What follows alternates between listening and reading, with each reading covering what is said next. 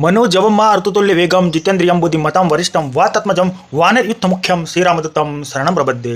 हनुमानનો જે શ્લોક છે એને આપણે આ ગુજરાતીમાં એક એક શબ્દને સમજવાનો પ્રયત્ન કરીશું। मनोजवम मन જેવી ગતિવાળા, જેમની ગતિ है એ मन જેવી है। तो मनની ગતિ કેવી है?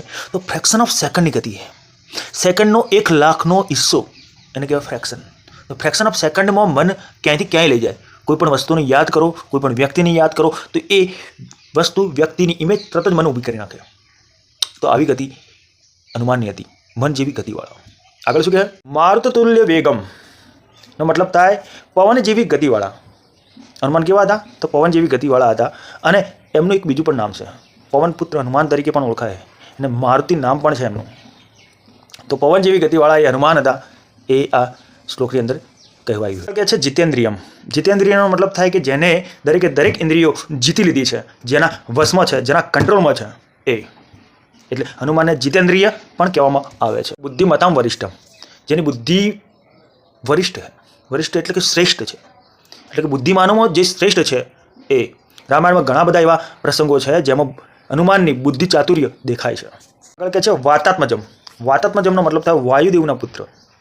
વાયુમાં કેટલી તાકાત છે? વાયુમાં જેટલી તાકાત છે એટલી હનુમાનમાં પણ છે એવું કહેવાનો અર્થ છે।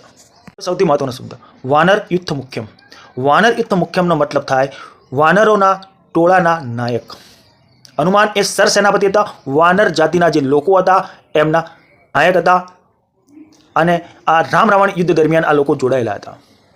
વાનર એ વાંદરાઓ નહોતા, એ વાનર જાતિના લોકો હતા। અને એક આપણને મિસઅન્ડરસ્ટેન્ડિંગ છે કે વાનર યુક્ત મુખ્યમની જગ્યાએ આપણે કહીએ છીએ વાનરયુક્ત મુખમ, અને વાનરયુક્ત મુખમનો મતલબ થાય વાંદરા જેવા મોઢાવાળા, પણ એ અર્થ નથી। અહીં છે વાનર જાતિના જે લોકો હતા એમના એ સરસેનાપતિ હતા, એટલે એમને કહેવામાં આવ્યું છે વાનરયુક્ત મુખ્યમ। છેલ્લે શ્રીરામદૂતમ શરણમ પ્રબદ્ધે, શ્રી રામચંદ્ર પ્રભુના દૂત એવા હનુમાનને હું શરણે જાઉં છું। તો આ આખો આપણે શ્લોક જોયો, અને આ શ્લોકમાં કંઈ પણ ભૂલ દેખાય તો એ ભૂલ મારી છે, એક ક્ષતિ મારી છે, બસ એ જ।